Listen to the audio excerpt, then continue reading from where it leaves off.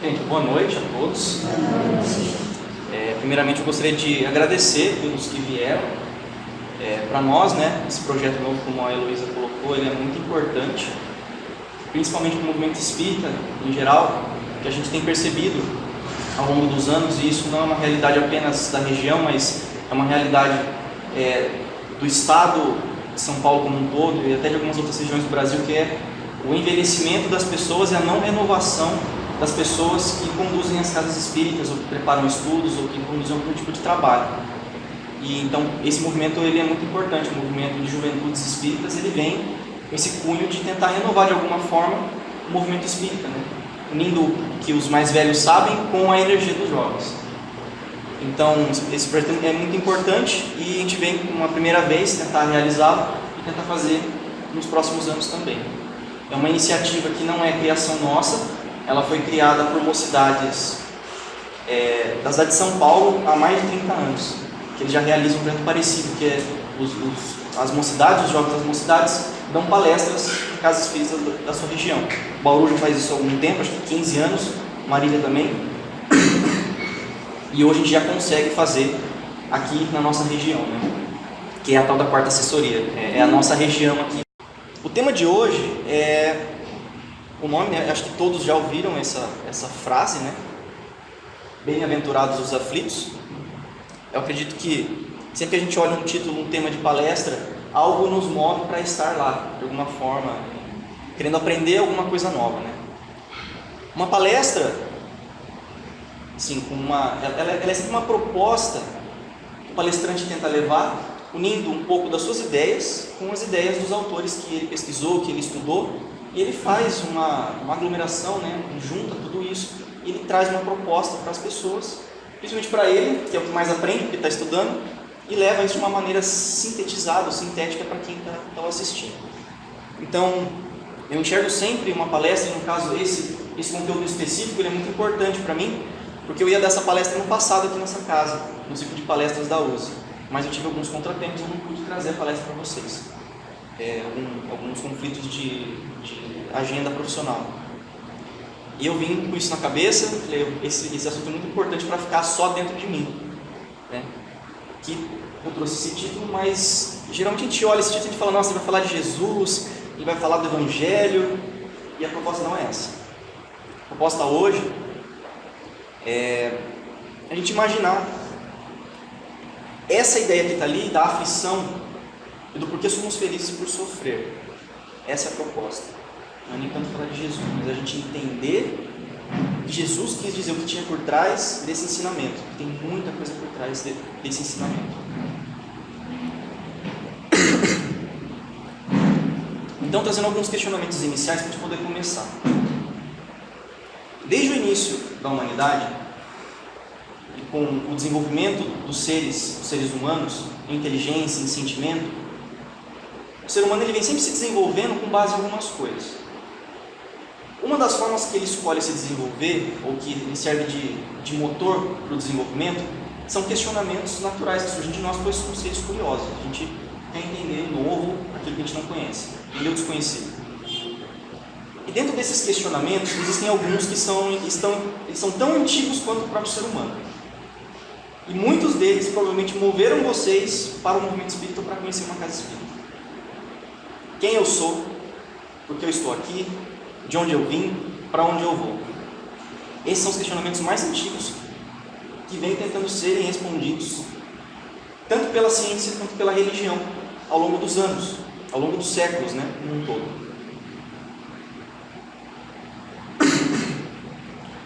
A religião, ela sempre procura responder esses questionamentos sempre com cunho moral, tentando levar para o ser humano o bem-estar, o bem viver.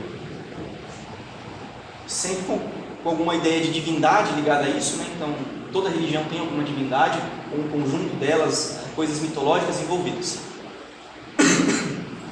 Em contrapartida, a gente tem a ciência, fazendo um caminho inverso do que a religião faz. A ciência não tem por objetivo central levar consolação às pessoas. Ela tenta inicialmente responder as questões de maneira racional. E é isso que ela procurou fazer com essas questões, ela vem respondendo muito bem. Do ponto de vista material, ela vem fazendo isso. Então, para a ciência, de uma maneira geral, e bem resumida, porque nós somos leigos nesses assuntos, né? Quem somos nós, né? Somos seres de carne e osso, nesse planeta, regidos por regras da genética e sob o controle da natureza. Então, nos adaptamos e nos desenvolvemos. Tem coisa que acabou. Para a ciência, basicamente é isso. Aí a religião fala o que para nós? De forma geral. Não para por aqui, a coisa continua.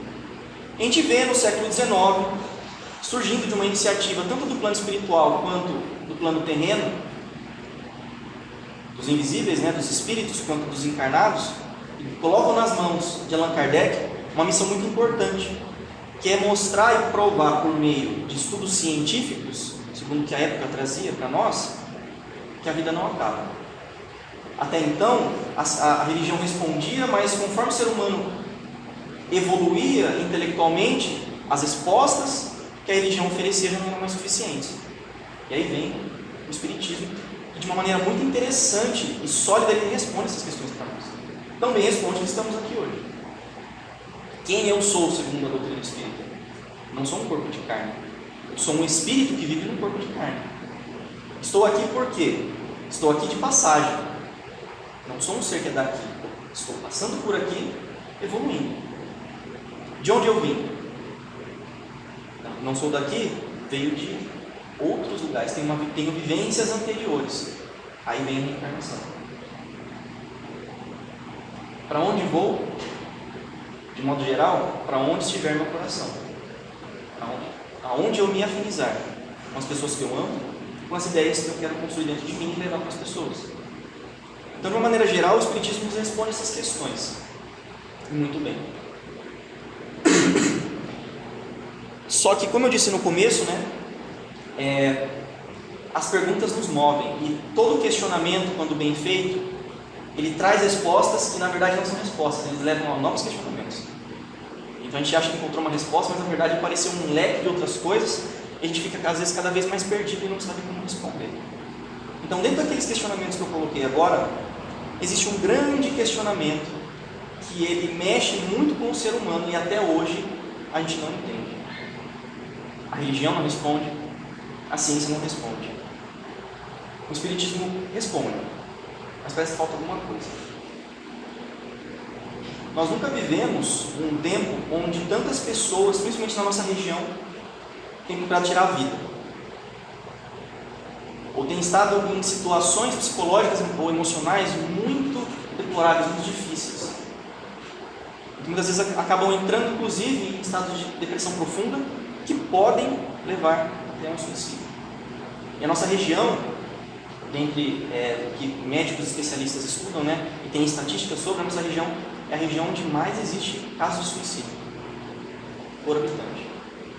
Garça e Marília têm os maiores índices na região. Então é um assunto importante, né, porque isso remete ao quê? Ao sofrimento. Então, qual é esse questionamento que a gente ainda não consegue responder, mesmo entendendo, muitas vezes lendo e estudando? Por que eu sofro? Por que vocês sofrem? Então, olhando pela ótica espírita, ela nos responde essa questão de uma maneira muito interessante, racional e que também consola.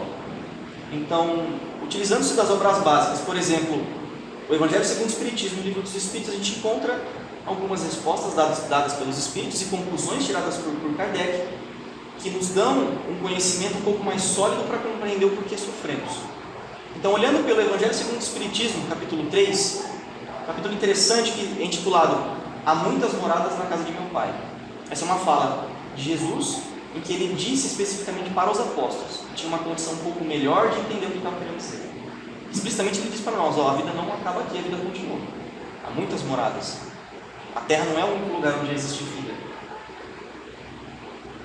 E nesse capítulo, Kardec, de uma maneira muito interessante e didática, ele procura explicar para nós, ele era pedagogo, um professor, né, muito bom, como se organiza a evolução dos planetas. Ele traz para nós uma classificação, como eu disse, didática, dando nome ou categorias a cada tipo evolutivo que existe nesses planetas. Então existem mundos primitivos, mundos de provas e expiações, mundos de regeneração, celestes, felizes. Ele organiza dessa forma. E por essa fala dele, ele entende e descobre ali pela resposta dos espíritos que o planeta Terra é um planeta de provas e expiações. Alguém sabe o que significa provas e expiações nessa categorização de Kardec? Alguém se lembra do Evangelho? Ninguém? Kardec diz o seguinte, que o mundo de provas e expiações ele é caracterizado pela preponderância do mal nas ações das pessoas. Ou seja, o bem não é deste mundo, a felicidade ainda não é deste mundo. Isso vem de encontro com aquela fala de Jesus lá nos tempos apostólicos. A felicidade não é deste mundo. Tentando complementar um pouco essa fala, ou seja, nós temos um planeta de sofrimento. Tem muito mais pessoas praticando o mal do que o bem. É isso que eles falam para nós. No Livro dos Espíritos, na questão 132, intitulada Qual é o objetivo da encarnação? Kardec faz esse questionamento para os espíritos. Qual que é a resposta? Eles dizem, vocês encarnam para atingir a perfeição. Só que eles colocam restrições a isso. Dizem, porque estamos aqui nesse planeta. Eles dizem, aqui estamos, ou vocês estão encarnados nesse planeta para suportar as vicissitudes da vida corporal. Aí que está a expiação. Então, quando estudando Espiritismo, a gente sempre, nós nos confundimos quanto ao que significa expiar, de expiação, e o que significa provas, provas e expiações. Então eles falam para nós, expiação é suportar as vicissitudes da vida corporal. É necessário estar encarnado e passar pelo sofrimento. Por isso estamos no mundo de provas e expiações. Então, de modo geral, eles respondem falando isso para nós, vocês precisam vivenciar a dor. Essa é a palavra de hoje. Essa é a palavra que vai dar as diretrizes do que eu vou estar falando para vocês daqui em diante. É a dor.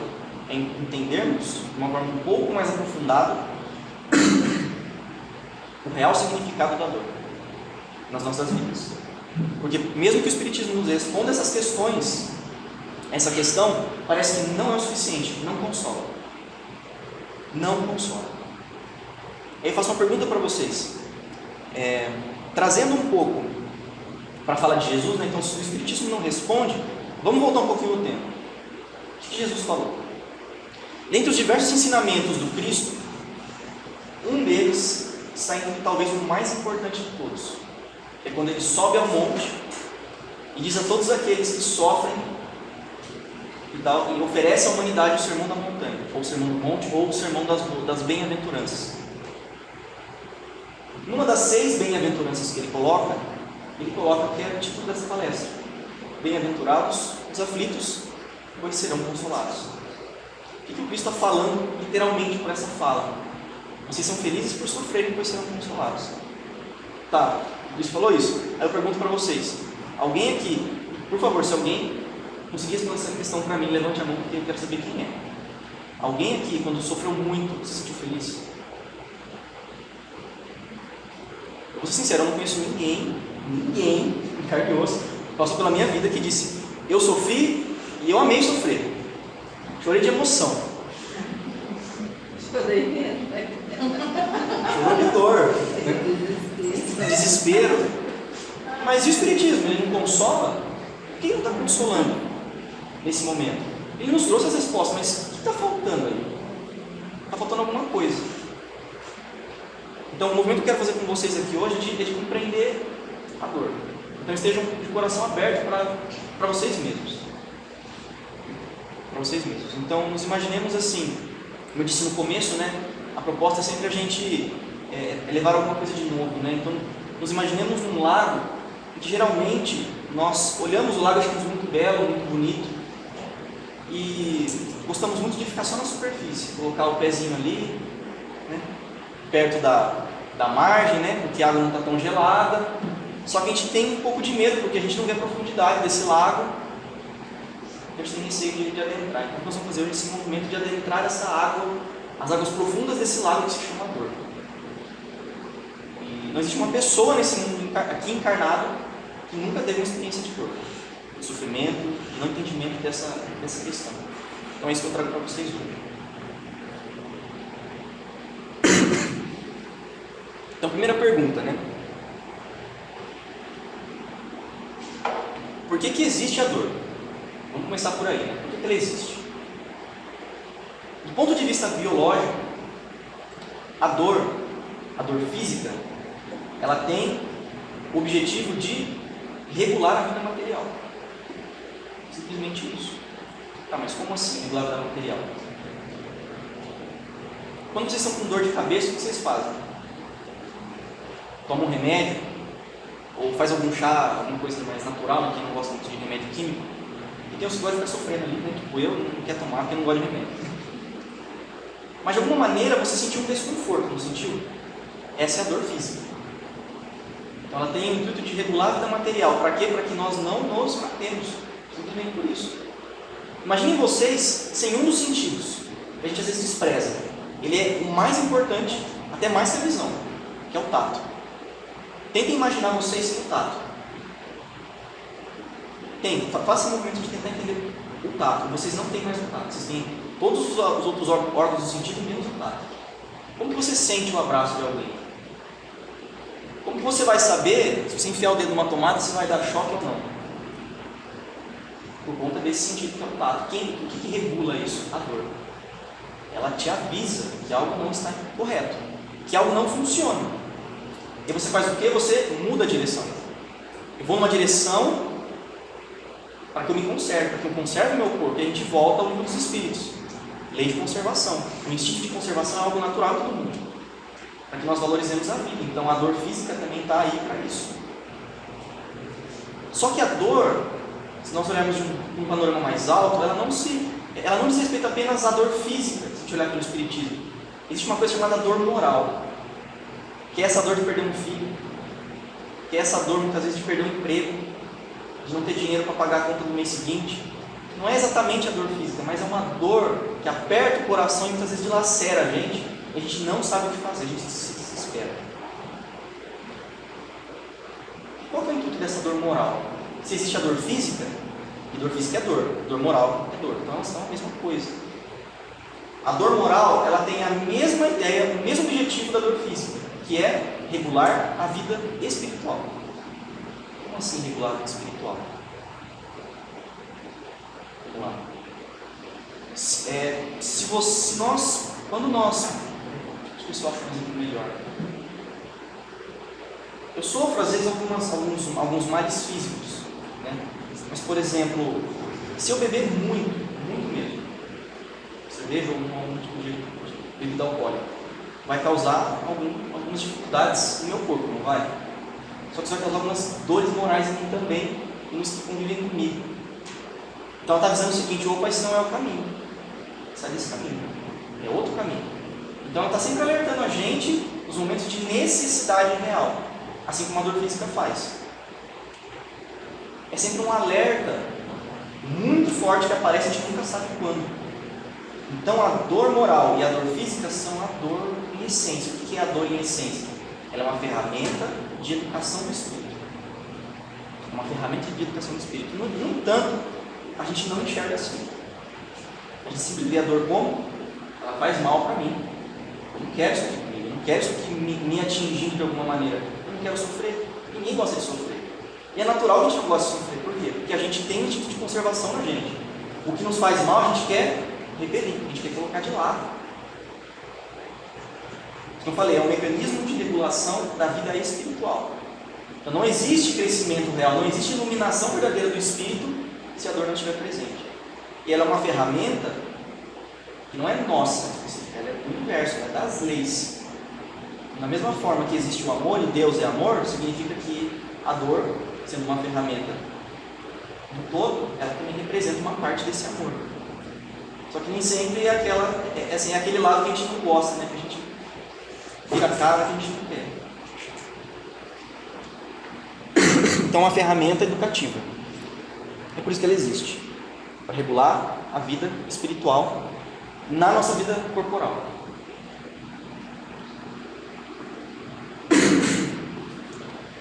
Mas por que a dor permanece, né? Esse é o ponto sensível, né? Às vezes ela vem, passa e a gente nem percebe. Mas na hora que ela vem, nossa, e fica ali, e fica, e você vai sofrendo. e já não sabe o que fazer, e se desespera porque a gente não compreende, a gente às vezes nem quer compreender. Qual que é o primeiro movimento que o Espírito faz, que a gente faz? Vai embora. Só que é um engano a gente fazer esse movimento. Porque quando eu falo para algo instintivamente vai embora, eu não estou raciocinando sobre por que ela está ali. E a fala dos Espíritos, de modo geral, para nós vocês estão aqui para evoluir moralmente. Intelectual e moralmente. Ou seja, intelectualmente, pensar. Moralmente, vivenciar, sentir, desenvolver o sentimento. Então, se eu afasto uma ferramenta educativa, que na verdade é uma significação do amor de Deus por mim, porque significa que Ele se importa comigo. É a mesma coisa quando uma criança não quer ir para a escola e a mãe ou o pai falam, você vai. A criança não quer, para ela é dor, mas o pai, para a mãe, que já conhece o panorama geral, sabe que aquela ação é necessária para a evolução daquele serzinho que está ali. Então, olhamos da mesma forma, é uma escola, e a dor é esse não que a gente recebe. Você não vai fazer o que você tem, porque você não entende todos os desdobramentos das ações que você está tendo aqui. E pelo amor, geralmente é o contrário, né? A gente sai compreendendo, então é natural que as coisas fluam muito bem. Mas quando a dor vem, não é tão bacana assim, inicialmente. A dor permanece, ou seja, ela não vai embora, porque sem ela, sendo ela uma ferramenta de evolução, do todo que significa o infinito, porque Deus é infinita bondade, justiça, inteligência suprema, causa primária de todas as coisas. Então, Deus sabe o que está fazendo, né? Eu sei o que eu estou fazendo? Geralmente não. Geralmente a gente acha que sabe o que está fazendo. Ele sabe. Então ele se utiliza dessa ferramenta para que nós possamos alcançar a perfeição relativa. Porque Deus representa a perfeição absoluta, e nós a perfeição relativa. Porque toda a nossa ação está regida pelas leis divinas. Então não somos perfeitos em absoluto quando atingimos esse grau. Só Deus é a perfeição absoluta. Senão, se atingíssemos a perfeição absoluta, seríamos como Deus. E isso é incoerente. Não podem haver dois deuses, existe apenas um. Então por isso que ela permanece. Porque ela é essa necessidade, é esse plano B infalível que vai nos colocar sempre no trilho da verdadeira evolução, do progresso para alcançar a perfeição relativa pela nossa individualidade, pelas escolhas que vamos fazer, inclusive quando não. Então é por isso que ela permanece. Só que como que ela atua em nós? E esse é um ponto importante. A dor, ela tem uma função em nós que age tanto no físico quanto no moral, que é desenvolver a nossa sensibilidade. Quando que eu sei que enfiar o dedo na tomada é ruim? Quando eu sinto sensibilidade. Sentir. Isso não é bom.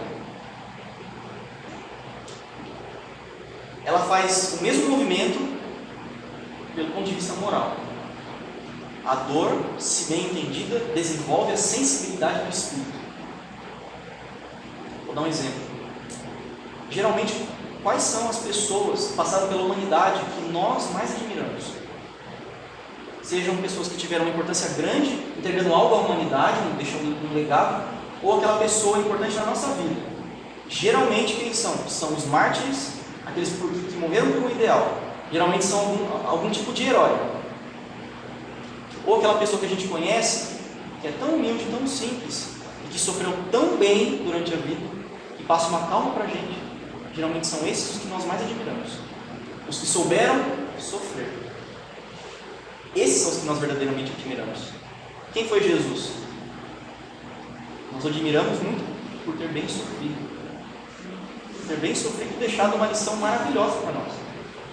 E todos os outros exemplos que a gente tem, seja na parte religiosa ou no mundo científico, filosófico, o bem sofrer, ou seja, entenderam a dor, entenderam a importância da dor e se iluminaram. E esse exemplo que eles deixam para nós não se fizeram apenas por palavras, geralmente são curações. Geralmente é curações.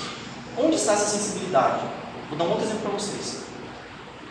É muito comum, eu já vi muito isso, é muito comum a pessoa que perde um ente querido e passa por aquele momento difícil, da perda, ela sentiu a dor, ela sofreu, se ela bem passou por isso de alguma maneira e compreendeu porque aquilo ali estava ali, quando ela conhece alguém, ou encontra com alguém que acabou de perder uma pessoa, um ente querido por morte, desencarne, é a primeira pessoa a se entregar a abraçar a outra. Sensibilidade. Ela desenvolveu um grau de sensibilidade que permitiu que ela praticasse a caridade de maneira natural naquele sentido. é um mecanismo de criação de empatia. Nas dores, nós entendemos o outro. A gente para de simplesmente olhar para o outro e julgar. A gente vê um coração, a gente não vê mais aquela pessoa física que está ali. Eu vejo um coração necessitado de auxílio e que também tem dores, que também sofre. E por isso não pode ser julgado. Se eu tenho algo para oferecer, eu consolo. Nesse grau, a gente entendeu um pouco a dor. Então, esse que perdeu o ente querido já compreendeu, é por isso que ele abraça o outro que sofre. Por isso que existem espíritos como Chico Xavier, Madre Teresa de Calcutá, que se entregaram de maneira tão aberta a cuidar dos necessitados. Eles compreenderam a necessidade da dor. E eles enxergam e sentem a dor do sofrimento do outro. Eles querem apenas consolar. Olha como é importante de ser compreendido e vivenciado principalmente.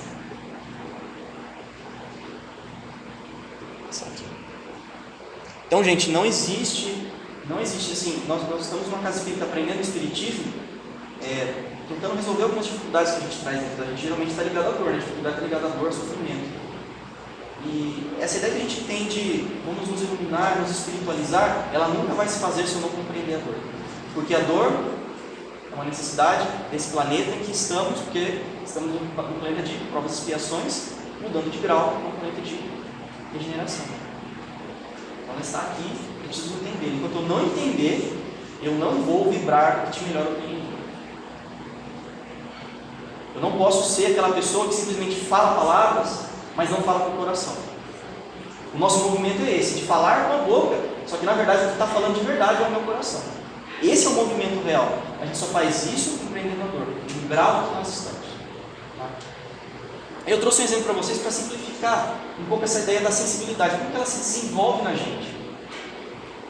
Então eu tenho aqui, acho que todo mundo já viu um pêndulo, né? Eu tenho um fiozinho com alguma coisa pesada na ponta, geralmente um cilindro, uma circunferência, uma esfera, e eu balanço, né? E esse pêndulo ele vai de um lado para o outro, que é uma característica que ele tem. Ele faz um movimento arqueado, né, de um lado ao outro. Então o movimento geral que nós fazemos, evolutivo no grau que nós estamos agora, é de ir sempre do prazer à dor. Do prazer à dor. A gente faz esse movimento. Então quando eu digo prazer, não entendam prazer como um cunho negativo. Prazer aqui é aquele prazer bom, aquele bem-estar, aquela coisa boa, aquele abraço da pessoa amada, ou daquele que foi embora há muito tempo e volta, eu sinto saudade, é maravilhoso ver essa pessoa de volta. Esse é o prazer. Isso desenvolve sensibilidade, né? Porque a gente sente coisas que nos aproximam mais do amor. O amor real, o respeito. E a gente faz o movimento contrário por meio da nossa vontade. Então, o que balança esse pêndulo? É sempre a nossa vontade. Eu vou ora para o prazer, ora para a dor. Ora para o prazer, ora para a dor. Nesse movimento eu vou entendendo os extremos. Porque eu só vou saber onde é o ponto de equilíbrio se eu souber os extremos. Então, se eu pegar uma linha, uma régua, por exemplo, onde que é o ponto médio de uma régua? Eu corto no meio, certo? Só que eu nunca vou saber onde é o ponto médio se eu não saber onde são as extremidades. A vivência do espírito na carne é exatamente essa. Eu nunca vou saber o meu ponto de equilíbrio vivencial se eu não conhecer os dois extremos. Por isso que é necessário a dor estar presente. Porque eu vou ter momentos de prazer, de bem-estar real, mas eu também vou ter momentos de muita dor, para eu entender aonde está a outra ponta da régua. Porque eu vou ter condições de raciocinar e entender onde é o ponto central, que é o equilíbrio que a gente tanto busca e não encontra muitas vezes.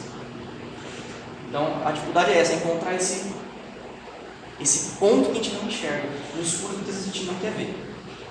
Então, nesse movimento que o pêndulo faz, né, que a nossa vontade está fazendo, eu encontro aqui em algum momento, eu vou descobrindo uma luz. Esse processo de iluminação basicamente se faz assim, e aí eu vou aumentando a minha sensibilidade, ao ponto de não ver mais como eu via as coisas. Então eu quero usar um exemplo aqui, né? 2 exemplos.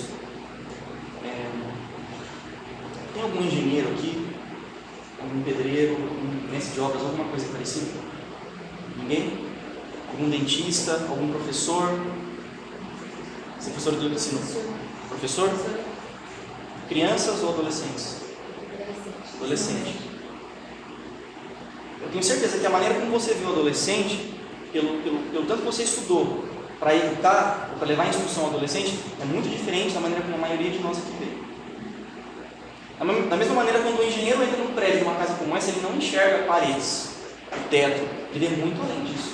ele vê a estrutura, ele vê problemas estruturais, ele vê tudo que está correto e o que está errado. Por exemplo, eu sou formado em área de computação, na informática. Eu vejo coisas eletrônicas, tipo um projetor, eu vejo um computador de uma maneira que vocês não enxergam.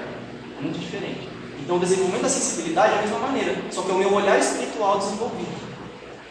Aquilo que eu falei para vocês, eu vou olhar os corações, vou sentir as pessoas. Imagine como Jesus via as pessoas. Sabe aquele episódio do corpo? Imagine como que ele via as pessoas. Qual o grau de sensibilidade que Jesus desenvolveu para escolher encarnar no planeta? Que ele não precisava encarnar, ele já cuidava das coisas aqui, não precisava, escolheu estar aqui para passar uma lição muito importante, que é do bem sofrer. Essa é a lição de Cristo. Tanto essa é a lição que historiadores, tanto espíritas, estudiosos espíritas quanto historiadores da ciência, estudando as religiões, estudando o cristianismo, identificaram uma característica muito importante dessa religião, que é o cristianismo, que dá a base moral do espiritismo, que é do bem sofrer. A característica principal do cristianismo é o bem sofrer. Os primeiros cristãos que se sentiram tocados pela fala, pelo movimento, pelo exemplo de Jesus, eles entenderam o bem sofrer. E eles morriam nos círculos romanos cantando, glorificando Deus, Jesus. Essas informações estão em todas as obras de Emmanuel, o Espírito Emmanuel, que conduziu os trabalhos de psicografia de Chico Xavier. Tem alguns romances históricos, ele relata nesses romances, como os cristãos desencarnavam naquela época. Então, o grau máximo de devoção àquela nova moral, que era levar o amor, era morrer por aquela doutrina.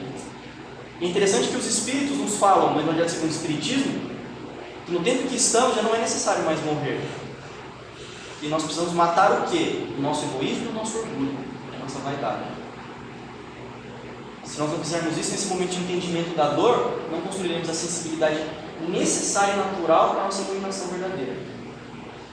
Estaremos aqui apenas falando, e a informação que deveria significar a verdade do universo não vai reverberar por meio do nosso coração dos outros, e nem também de nós. Então aqui eu já comecei a falar como nós devemos entendê-la, E é interessante que eu queria usar uma fala de um filósofo do período antigo, um filósofo grego chamado Epiteto. Nós quase não falamos dele, porque falamos muito de Sócrates, de Platão, de alguns outros, Ele tem falas muito interessantes. E uma das falas dele, ele diz assim: deixa eu ler aqui, as coisas são o que nós imaginamos que são.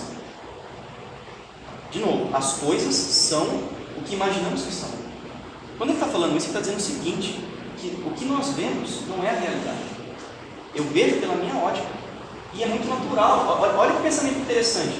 Se eu sonho em um ser imperfeito, como que eu vou ver a realidade integralmente? Eu vou sempre ver do meu ponto de vista, que é extremamente limitado. Da mesma forma que o outro à minha frente vai ver do ponto de vista dele, porque ele tem as vivências dele. Então, esse movimento de entendimento da dor nos leva com mais facilidade, mas com sofrimento, com luta, com trabalho, com lágrimas e com suor, a sair desse movimento de imaginação das coisas e ir para o que realmente é, que é como Jesus via as pessoas. É entender o que é a realidade e passar a atuar naturalmente por meios semelhantes e pelo nosso tempo. É um momento ainda muito difícil de fazer. Muito difícil. Isso acontece porque a gente não quer compreendê-la, a gente tem medo dela, da dor, a gente quer fugir, a gente abomina a dor, essa é a verdade, a gente abomina a dor. E nessa frase desse filósofo, as coisas são o que nós imaginamos que são, ele também diz uma coisa muito interessante para nós. Ele diz o seguinte, que o que nós achamos que é bom, nem sempre é bom. Então o que eu acho que é o bem-estar real, muitas vezes não é o bem-estar real. Nós nos enganamos o tempo todo, achamos que uma coisa é boa e na verdade está sendo um malefício para nós. E aí, qual que é a grande verdade por trás disso? As nossas vivências ao longo de todos esses séculos são muito materiais. Nós somos encarnados, Então, se a gente olhar com muita atenção dentro da gente, nós vamos perceber isso é uma verdade. Que todos nós ainda somos muito materialistas. O materialismo ele ainda muito forte na gente. As nossas escolhas são com base material. Ela tem um pouco de espiritual, mas como nós vivemos as coisas como imaginamos que são, nós estamos nesse movimento de nos desmaterializarmos e nos espiritualizarmos. mas tem esse pedágio aí que tem que pagar de alguma maneira para passar, que é a dor. Eu nunca quero pagar, eu quero ficar brigando ali com ela, e ela fica ali. Está ali, ela está agindo para Deus, Deus sabe o que é melhor para mim. Olha que interessante isso. Então vamos começar então, a adentrar esse lago. Tudo bem? Que somos nós mesmos. Fazer uma dinâmica com a gente, uma meditação, de sentar numa cadeira e nos imaginarmos de frente com nós mesmos. Olhando nos nossos olhos, porque eu olhando para mim, eu sei o que eu estou vendo. Eu me conheço o suficiente, eu sei o que eu estou vendo. Então vamos ser mais sinceros com a gente, identificar por que eu não quero entender. Não quero entender. Só que se a gente parar para prestar bastante atenção e lembrar de todos os momentos mais importantes da nossa vida, com certeza a maioria deles vai ter envolvido sofrimento, e se você passou bem por ele de alguma maneira, as melhores lições, as mais verdadeiras e de grande amadurecimento que nunca vão sair de você, foi quando ela passou pela sua vida. Nunca o contrário, nunca foi com facilidade. Sempre foi quando ela estava presente. E quando a gente cresce, quando ela está presente, a gente aceita. Por quê? Gente, a dor, ela nos torna mais flexíveis. Nós somos muito duros. Nós somos muito inflexíveis. E o que significa flexibilidade na fala cristã, na fala espírita? É humildade. Nos momentos de dificuldade que ela aparece, momentaneamente, ela faz um esforço para que nós nos flexibilizemos. Tornemos-nos um pouquinho mais humildes, só um pouquinho. Porque sem humildade eu não aprendo uma lição nova. O orgulhoso nunca muda a sua postura. E o orgulho sabe que é o contrário da humildade. Então eu preciso de um mínimo de humildade para continuar avançando. E é por isso que o progresso não para, porque a dor existe e ela nos torna suficientemente flexíveis para aprender um pouco mais de humildade e ver que as coisas não são como eu imagino que é. É muito além disso. Então, olha quanto ela nos ensina. É um anjo invisível que se passa por demônio muitas vezes na nossa imaginação. E aqui eu queria trazer um exemplo que para mim foi muito especial, né? Eu li esse livro, né? O livro Paulo e Estevão, da psicografia do Chico, né? Pelo pensamento de Emmanuel. Eu queria trazer o exemplo que ele coloca nesse livro, que é o exemplo de um judeu que foi muito importante no período em que Cristo passou pela Terra. Esse judeu ele não conheceu Jesus em carne e osso, né? Encarnado.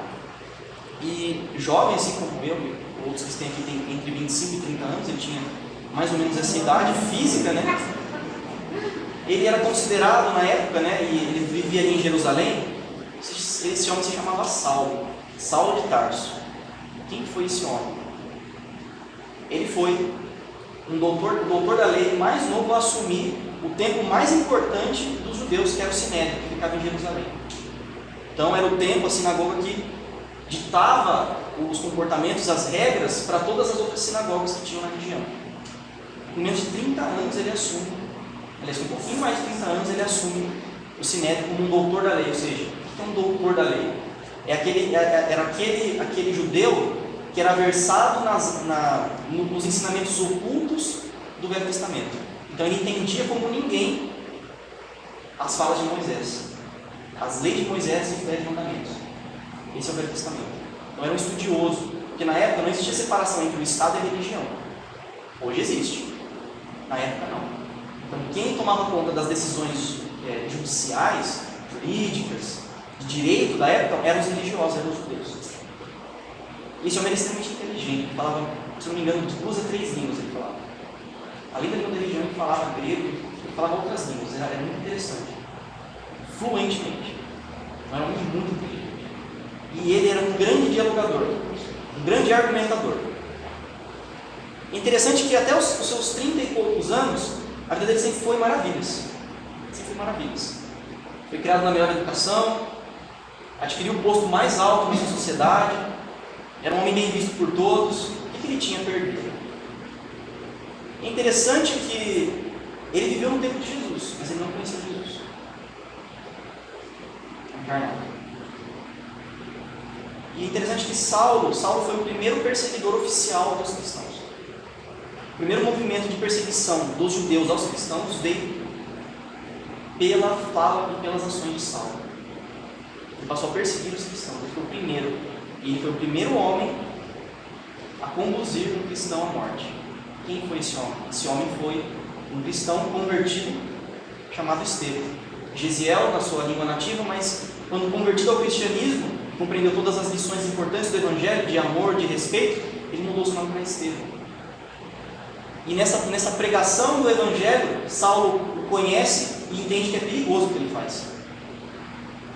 Sente a autoridade moral daquele espírito, passando uma lição que ele não entendia.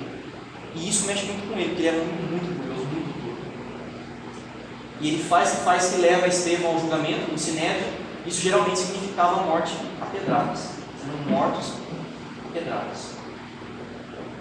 Isso acontece com Estevão. Só que a morte de Estevão mexe muito com Saulo. Porque Estevão morre agradecendo Saulo por aquilo, porque ele pôde provar a sua fé. Ele morreu sorrindo. Ele sofreu feliz. Bem-aventurados os aflitos, pois serão consolados. Isso causou um choque em Saulo, que ele não entendia o que ele estava querendo dizer. O que esse homem está falando? O que ele está falando? Como assim morrer? Morrer dessa forma é um absurdo para os judeus. Isso ficou na mente dele, porque ele não compreendia. Saulo não era um homem mau. Saulo era um homem justo dentro das suas leis, dentro do que ele aprendeu na sociedade. Ele era um homem correto dentro das suas leis. E é por isso que bagunçou tanto a mente dele. Ele queria entender aquilo. É interessante que nesse momento em que ele escolhe a morte de Estevão, ele poderia escolher não fazer isso, ele escolheu a ação dele por ele. Ele escolheu a vinda da dor. Foi isso que ele fez. E ela veio de várias formas. Por quê? Porque no momento da morte de Estevão, naquele período ali, Saulo tinha uma noiva chamada Abigail. E aquele era o primeiro caso importante dele no sinédrio. Era o primeiro caso. E ele quis mostrar para a noiva quem era o homem que ele levou por justiça dentro da lei de Moisés a morte a pedradas.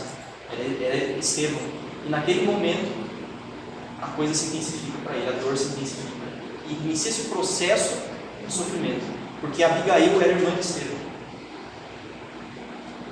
Era o irmão que sumiu, que eles foram separados em uma região onde eles viviam, a cidade de Corinto, um povo de Corinto, né?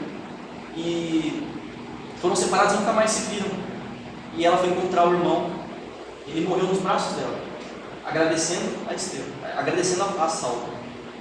E ali começou esse grande sofrimento de Saulo, porque ele, sendo um justo dentro das suas leis, ele entendia que ele nunca mais poderia se casar com a Abigail, porque ele assassinou o irmão dela.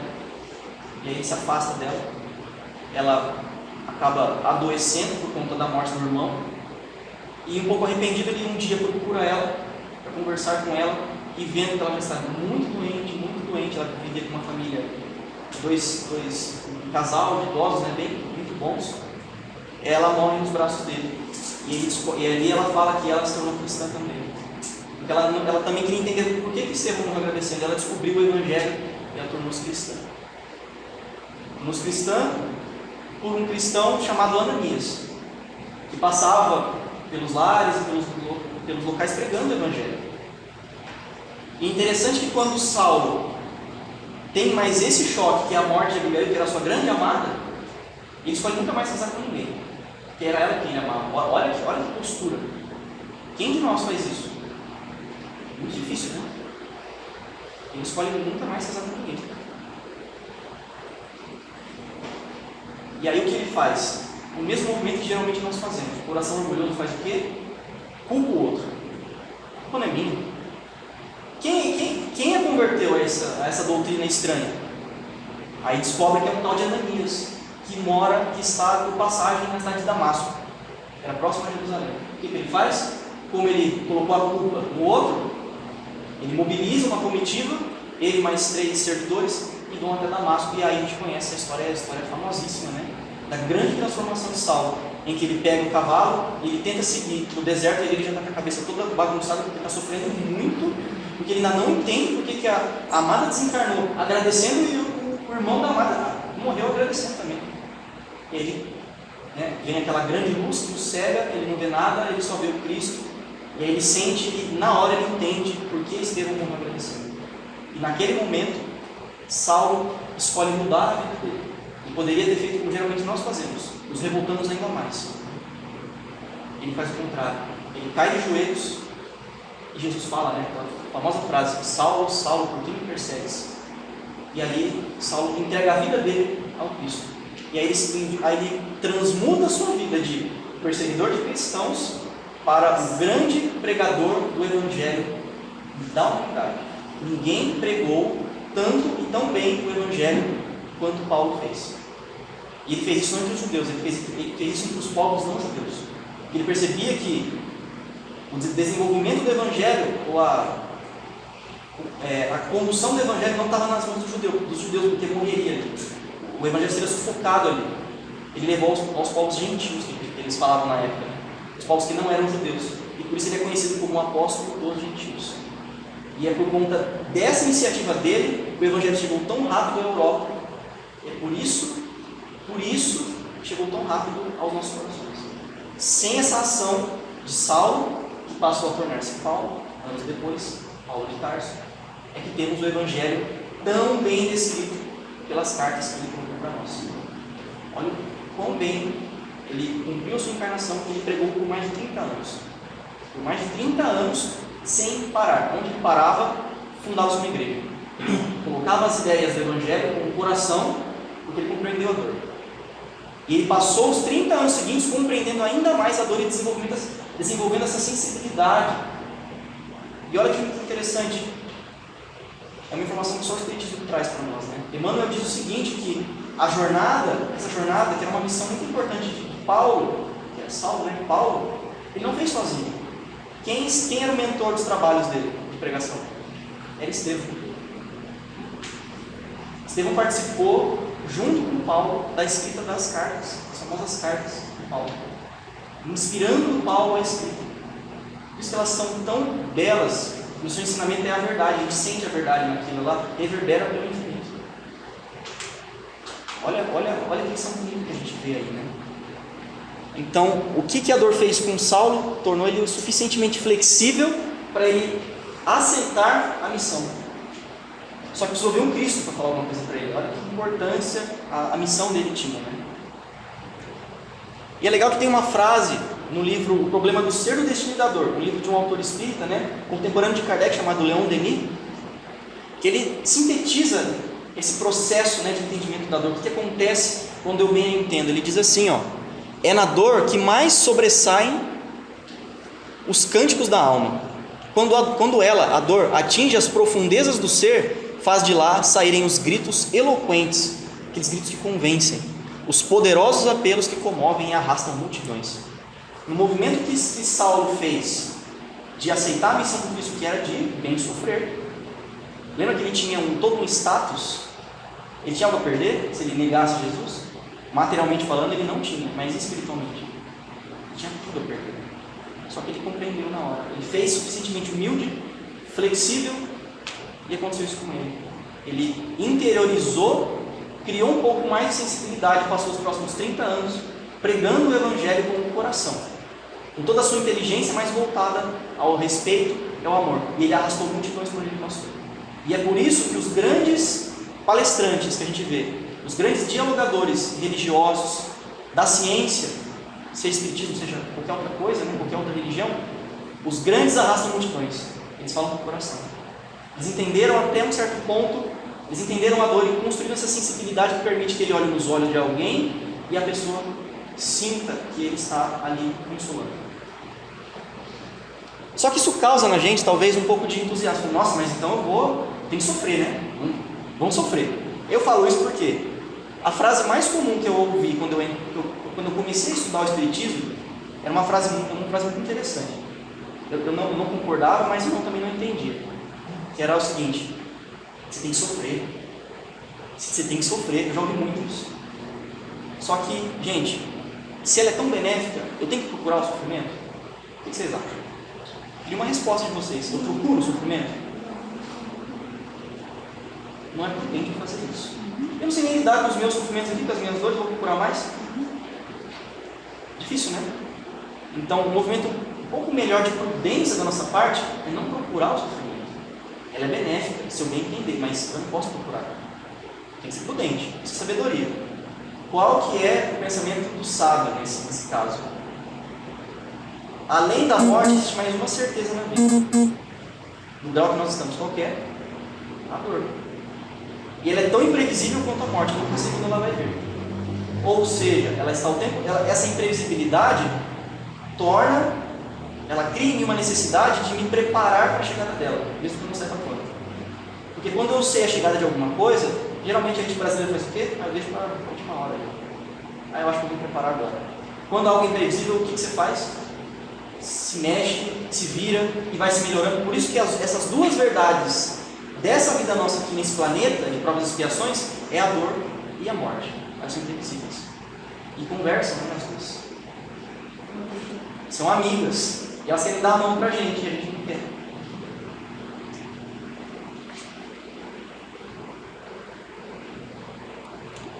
Então, o que seria esse bem sofrer? Como bem sofrer? Como suportar a dor? Aí está a dificuldade. Por mais que eu fale isso para vocês, eu conto toda essa história para vocês, isso é ensinamentos, são palavras, são instruções. Mas aonde está o verdadeiro aprendizado? No dia a dia, na vivência. Então, aqui eu queria, como eu disse no começo, eu quero trazer uma proposta para vocês. Eu posso trabalhar a dor de diversas formas, mas eu trago para vocês uma reflexão em cima de um livro de Emmanuel, né, chamado Pensamento e Vida. Esse livro é muito curioso, porque Chico Xavier, quando ele escrevia as obras, né, ele tinha uma equipe junto com ele, né, de encarnados, né, e eles conversavam muito com Emmanuel para tirar dúvidas, coisas assim, né, daí surgiram vários livros. E numa dessas perguntas desse pessoal que convivia com o Chico, foi a seguinte: Emmanuel, tem algum livro que vocês estudam aí, que é interessante para nós aqui agora, que está encarnado? Você tem algum livro assim aí? Aí ele falou, eu vou pensar, eu vou dar uma olhada aqui. E aí ele descobre, né, ele lembra de ensinamentos orais que eram passados para aqueles que iam reencarnar. Era como se fossem palestras, como eu estou fazendo com vocês, né, ou seminários, né, orais. E aí ele pega esses ensinamentos orais e transforma num livro, que chama Pensamento e Vida, que é ele destina esse livro ao bem viver, ao bem sofrer. Ele tem 2 capítulos desse livro, um capítulo se chama Dever, o outro se chama Culpa. E ele aprofunda nesses 2 assuntos e mostra para nós que existe uma grande relação entre o dever e a culpa. Então ele diz o seguinte, deixa eu ler aqui na minha folha. Cadê minha folha? Está guardada. Eu não tenho escrito ali. Ele explica para nós o que significa o dever. A gente às vezes confunde o que significa cumprir os deveres, né?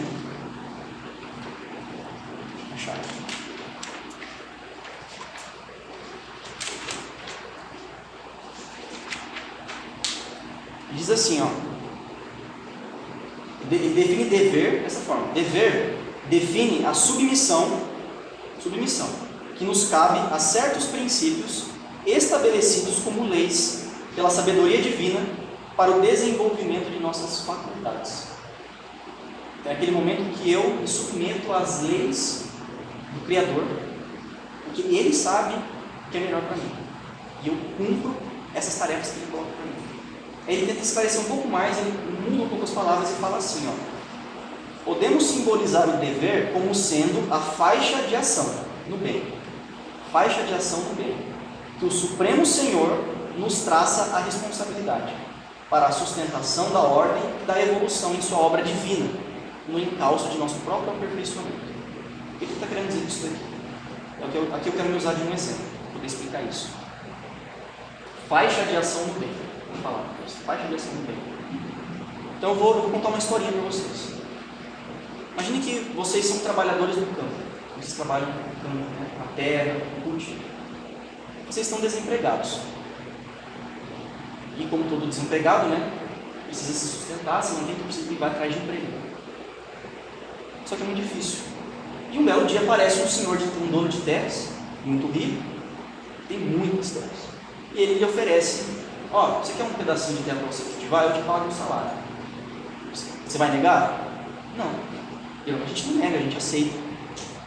E você aceita, todo feliz, todo contente, conseguir um emprego, vai poder melhorar a sua vida, né? E aí você chega nesse pedacinho de terra, né? Inicialmente você está ali entusiasmado, né? Nem repara o que tem ali. E aos poucos você vai percebendo que o pedacinho de terra que você recebeu é muito pequeno. Não dá para cuidar de nada. E aí esse dono de terra chega de novo e fala assim, eu quero que você plante tomates, você vai plantar tomates. Só tomates você vai plantar aqui nessa terra. essa terra é só para tomate. E você está tudo bem, né? Pega ali a semente do tomate, né? Tomate, não sei como planta tomate, mas de alguma forma você deve plantar porque vem da terra, né?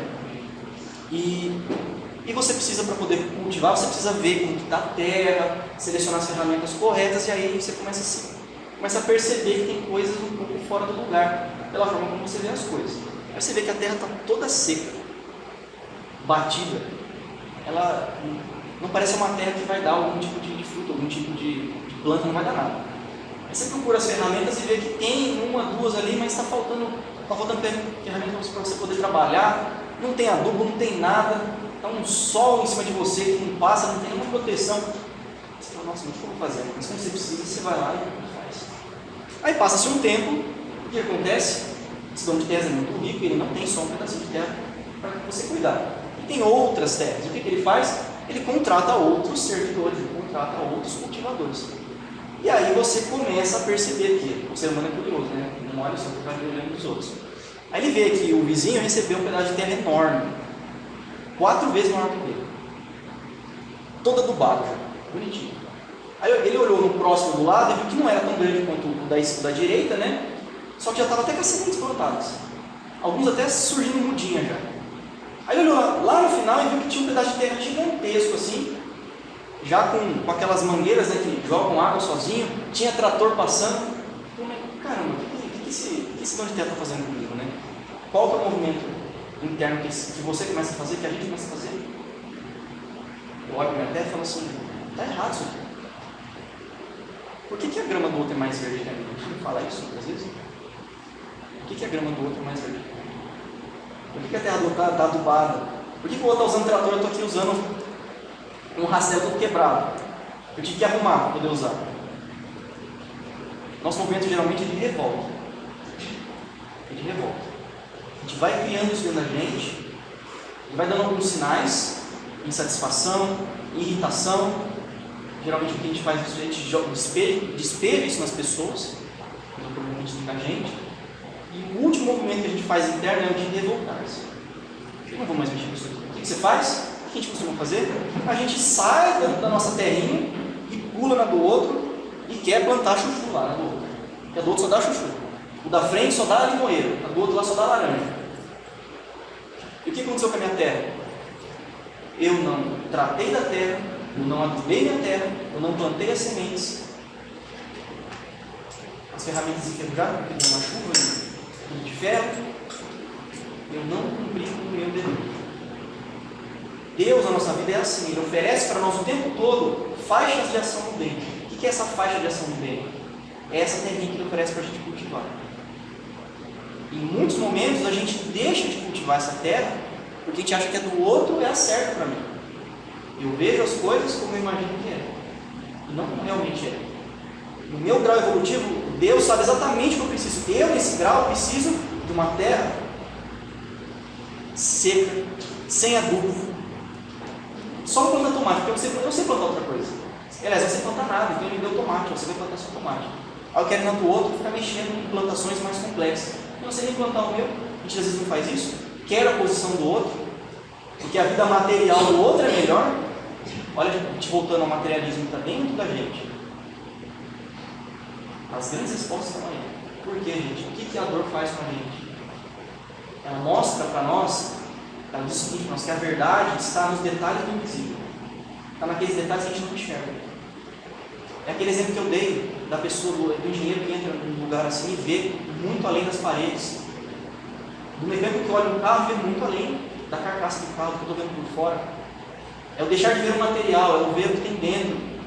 Sensibilidade. Então, quando eu não cumpro com os meus deveres, o que acontece é quando eu estou na horta do outro, estou mexendo com o outro, estou fazendo o quê? Além de bagunçar com a minha vida, eu estou bagunçando com a do outro, estou criando problemas. A gente faz isso, fica criando problema na vida dos outros, porque eu quero a vida do outro. Eu mexo com todo mundo à minha volta, porque ninguém vive sozinho. E quando eu não pulo na do outro, eu simplesmente puxo uma cadeira, sento ali no meu espaçozinho e fico no WhatsApp mexendo e não faço nada. Não faço nada. Só que se eu não fizer nada ali, o que acontece? Eu estagno, eu não caminho. E aí o que acontece? Vem a dor. Quem que é a dor nesse exemplo que eu dei? A dor é a natureza. A natureza ela não é imprevisível, eu nunca sei quando vai chover. O trabalho do agricultor é um trabalho de fé, geralmente. Ele nunca sabe quando vai dar certo. Ele planta, mas ele não sabe como ele vai colher. É um trabalho de fé. Então, o nosso caminhar junto com a dor é um caminhar, não é com a visão dos olhos, é um caminhar com a fé. O primeiro passo que a gente dá é com a fé. Então, são as tempestades que vêm, é a seca que vem, esses movimentos naturais que acontecem para esse cultivador, para o agricultor, o que é? É a dor falando: anda, meu filho, vai, mexe com isso aí, senão você não vai receber o que você espera. E como a gente planeja as nossas reencarnações, a gente sabe o que a gente quer para nós antes, mas o que a gente esquece. E como a gente tem muito forte esse materialismo ainda dentro da gente abraça as coisas materiais. Geralmente com uma desculpa espiritual. Essa é a verdade. Mas isso é totalmente ruim? Não, isso não é ruim. Isso é o grau em que nós estamos. Isso faz parte da nossa evolução. Lembram da régua? Como eu vou me espiritualizar se eu não conhecer o que é o pior do materialismo, do viver no material?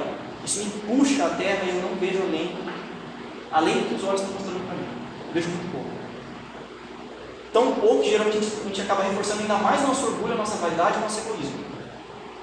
Que é o que nos faz ver menos ainda. Muito menos.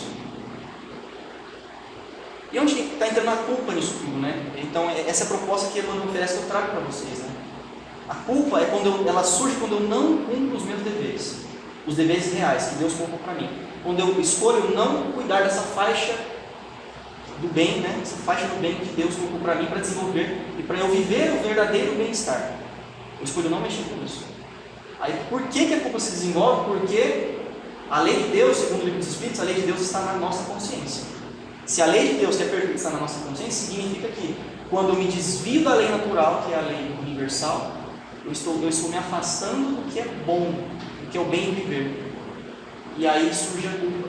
E a culpa é essa: eu sei que eu não estou cumprindo com as minhas responsabilidades. E isso pode gerar um arrependimento na gente. Só que aí eu escolho como lidar com o arrependimento.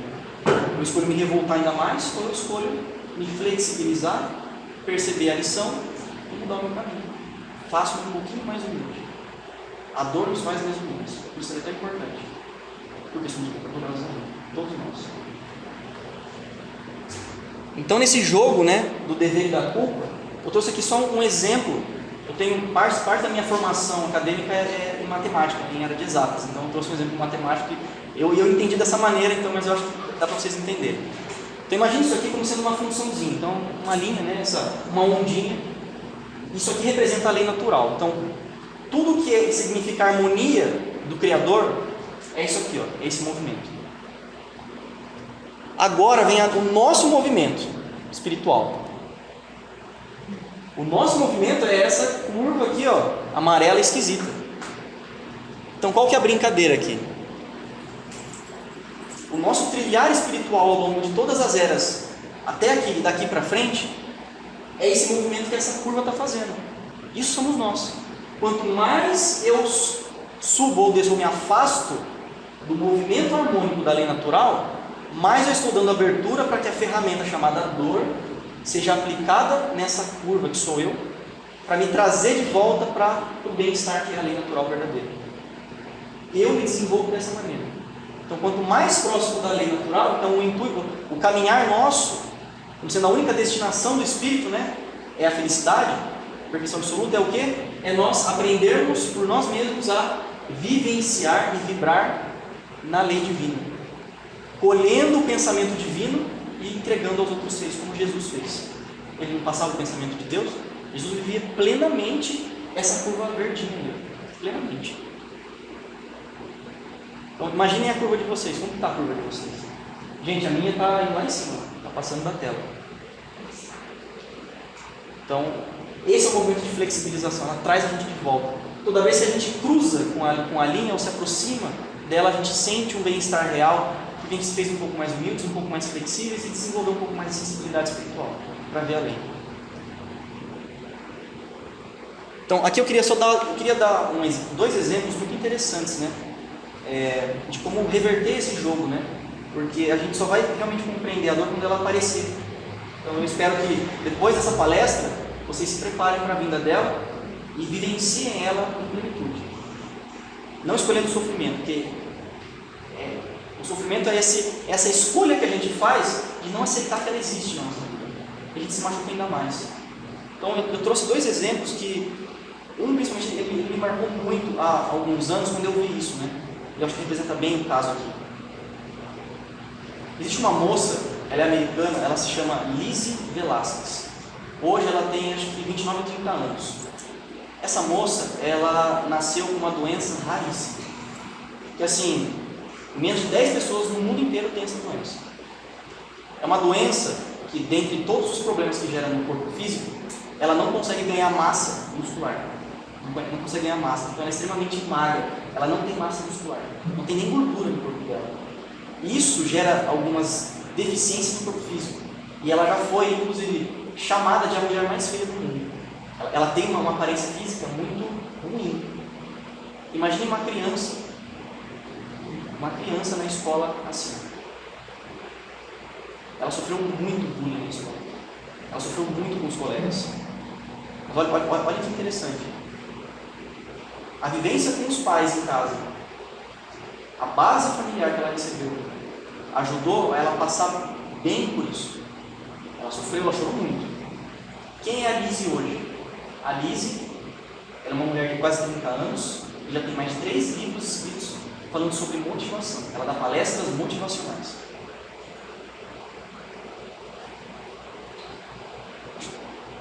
Eu não preciso falar mais nada, né? Depois, quem quiser pesquisar, posso até passar o nome certinho, vocês pesquisem a vida dessa pessoa. Tem algumas palestras no YouTube sobre isso. É impressionante. O que ela fez? A dor veio. Qual a escolha que ela fez? Inicialmente ela ficou sofrendo ali, é natural. Teve o amparo dos pais, mas ela é um espírito grande. Não é qualquer espírito que recebe uma dor como essa. O espírito que recebe uma dor como essa, ele sabe sofrer. Ele sabe bem sofrer. Se fosse qualquer um de nós ainda muito imperfeito, a gente sucumbe. Poucas coisas a gente sucumbe, né? Pouquíssimas coisas. O que ela faz? Ela entende e ela converte essa lição, ela transforma isso que aconteceu com ela, essa vivência dela, nesse corpo dela, ela melhora o espírito dela, ela transforma a sensibilidade dela, ela se torna alguém mais humilde. Então ela faz um limão, ela faz uma limonada. Essa é a coisa. E recentemente, até quando eu estava preparando essa palestra, apareceu, né, coincidentemente, né, um caso que eu vi na TV, no programa da Fátima Bernardes, um programa que passa de manhã, né? Uma menininha brasileira que ela nasceu com uma formação nos membros, né, nas mãos e nos pés. Então, a mãozinha dela não é bem desenvolvida, ela não tem alguns dedos, né? E é um caso muito parecido com o da Alice. O que essa menininha faz? Ela também sofreu muito bullying na escola. Naturalmente, ela escolheu fazer o quê? Ela escreveu um livro para ensinar as pessoas o que é essa deficiência que ela tem e por que é necessário respeitar o semelhante. Uma criança de 8 anos. Será que é um espírito forte? Então, o que eu estou fazendo com as minhas dores? Eu estou transformando um limão numa limonada? Elas escolheram não sofrer. O espírito que adquiriu tal grau de sensibilidade e compreendeu a dor, gente, ele não sofre mais. Por isso que Jesus não sofreu na sua caminhada até a crucificação. Ele sentiu a dor física ali, mas ele não sofreu. O sofrimento é uma coisa, é algo do espírito em grau de impureza, que somos nós. Então aqui eu trago um último exemplo, né? Voltando a Paulo, depois de 30 anos pregando o Evangelho, como toda lição nova, né, que é às vezes legada à humanidade, aquele que entrega a lição geralmente é tratado como louco. Geralmente acontece isso. O gênio é tratado como louco. Ninguém entende o que está falando, debocham dele. E não poderia ser diferente com Paulo. Paulo, por mais que ele, em todas as cidades que ele passou, instituísse uma igreja cristã, ele também angariou muitos inimigos dentro do judaísmo. E ele procurou não voltar com frequência a Jerusalém, porque se ele fosse para lá ele seria preso. Pelo mesmo motivo que ele prendeu Estevão. Então ele estaria sendo julgado por uma regra por algo que ele começou. Olha a lei de justiça, uma verdade funcional, a lei de causa e efeito funcional. Ele iria pagar por algo que ele mesmo fez. pela perseguição e assassínio de cristãos. E na sua última volta, já muito idoso, ele é levado a julgamento, mas como um grande dialogador, e depois de 30 anos aprendendo a dor, como que esse homem fala, né? Conquistava todos. E sendo Paulo um homem de grande intelecto, e ele foi versado, ele estudou entre os romanos, ele tinha direitos romanos na região, porque os romanos dominavam aquela região. Ele pediu para o seu julgamento ser em Roma. Ele queria ser julgado pelos romanos. Não porque ele queria não ser morto em Jerusalém. Ele sabia que a morte dele era inevitável. Ele queria ter a chance de estar em Roma e instituir igrejas evangélicas, igrejas cristãs em Roma. Onde ele passasse até lá, ele conseguiria colocar um pouco mais a palavra, mas ele partia. Ele sentia que a partida dele estava próxima. Ele sentia. E é interessante que a volta dele, ele estava numa vila chamada Cesareia. Ele sai, eles vão de navio, né? E nessa ida, tanto alguns judeus que foram ajudados por ele, quanto romanos, soldados romanos, quanto gentios, que eram os povos não judeus, fizeram uma comitiva, uma multidão, e o levou até o navio para se despedir dele. É uma cena muito bonita. Ele entregou tanto amor às pessoas, ele estava recebendo gratuitamente aquilo de volta. E é interessante que, entrando no navio, junto com Lucas, né, que é um dos evangelistas, Lucas que escreveu a Bíblia, no Novo Testamento, Lucas diz assim: nossa, eu nunca vou me esquecer dessa cena, Tantas pessoas aqui, crianças, idosos, pessoas com alguma deficiência física, doentes, vindo de suas casas, se arrastando para te dizer adeus. Paulo sabia que não voltaria mais a Jerusalém, era uma despedida real. E aí Lucas, uma maneira nobre, né, de demonstrar carinho e afeto por Paulo, diz que vai escrever isso nas suas anotações, que dariam origem ao Evangelho de Lucas. E aí Paulo para Lucas e fala: não, você não, por favor, não escreva que eu sou feliz. Não escreva as alegrias que você está vendo aqui agora, elas são ilusões. Escreva sobre todo o sofrimento que eu causei às pessoas, sobre tudo que aconteceu comigo, para que eu me transformasse e começasse a trabalhar as minhas imperfeições. Eu sou um devedor, eu não mereço estar escrito aí como um justo. Justo é só o Cristo. Aquilo causa um impacto muito forte em Lucas. Ele percebe a lição. Indo embora para a morte, ele sentia, ele dá uma lição dessa. Escreva que eu lutei, que eu bem sofri. É isso que ele está falando. Por quê? Porque a grande lição daquele que cumpre o Evangelho, seja como um cristão católico, ou evangélico, ou espírita, é de bem sofrer. É de bem sofrer. A grande lição do cristianismo é essa, para nós.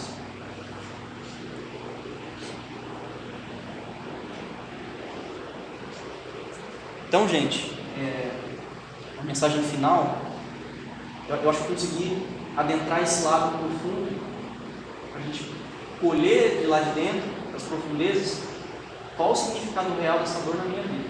Algumas lacunas vão existir ainda, porque nós temos vivências muito específicas, cada um tem a sua. Só no dia a dia você vai descobrir quais são essas lacunas, o que está faltando para você aprofundar um pouco mais. Mas a lição, a instrução, a lição que um dia eu recebi, que eu estou passando para vocês, é essa, de que nós precisamos aprender a abraçar a dor, dar as mãos para ela, entender o que ela está querendo dizer para nós no silêncio das coisas. No fundo ela quer nos ensinar, mas vamos dar esse passo de fé, que ela também ajuda nós desenvolvermos a nossa fé. E aqui eu trago uma última lição, é uma frase do Chico, né? Um pequeno poema, né? Que sintetiza muito bem tudo isso. Nos dias de sofrimento, não fujas e aceita a prova. O sacrifício na vida traz a luz que nos renova, traz a iluminação. Então, nos enxerguemos, agora nesse momento final, como sendo um escultor que precisa talhar o mármore com o cinzel, que é aquela ferramenta que talha as coisas, né? A pedra fria. Só que nós somos tanto o escultor quanto a pedra de mármore fria. O que exige isso? Exige coragem, exige esforço. Você vai chorar e você vai suar muito. Só que como somos imperfeitos, no momento nós vamos cansar de talhar, porque a gente não vai saber o que está fazendo. a gente vai derrubar o nosso cinzel no chão. Só que quando isso acontecer, saiba que a dor vem como um grande escultor mestre. Ela vem e ela nos amoldura ainda mais, para que a verdadeira beleza que existe nesse mármore frio surja para fora, evidenciando essa grande beleza que é o ser humano. Esse somos nós. Aí está o real sentido da dor. Muito obrigado.